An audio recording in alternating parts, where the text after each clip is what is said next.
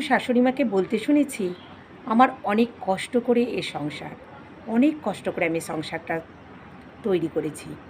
আবার কিছুদিন পর সংসার করতে করতে এই গল্পও শুনি যে আমার শাশুড়ি মা আমাকে কোনো কিছুই করতে দিত না।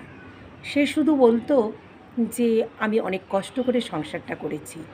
এই সংসারটা আমার কষ্টে, আমার যত্নে করা। তাই আমার স্বাধীনতা ছাড়া কারোর স্বাধীনতা বা কারোর কথা আমি মানব না। তখন কিন্তু শাশুড়ি মায়েরা ভুলে যায়। তাদের বৌমাদের ক্ষেত্রেও সেই একই কথা। মানে ৩টে জেনারেশন ধরে সেই একই কথা। তাহলে আমরা কিভাবে বলব যে আমরা পুরুষতান্ত্রিক সমাজে বাস করি? যেখানে মহিলাধিপত্য বাড়ির মধ্যে এতটা বেশি এবং নারীদেরকে কাটাতে হয় বেশিরভাগ সময় বাড়িতেই।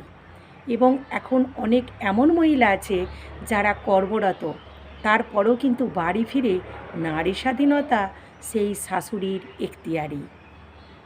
অথচ সেই শাশুড়ি স্বাধীনতা না পাওয়ার যন্ত্রণাটা ভোগ করে এবং সেই গল্পও বৌমার কাছে বলেছে, তারপরেও এই ঘটনা ঘটে।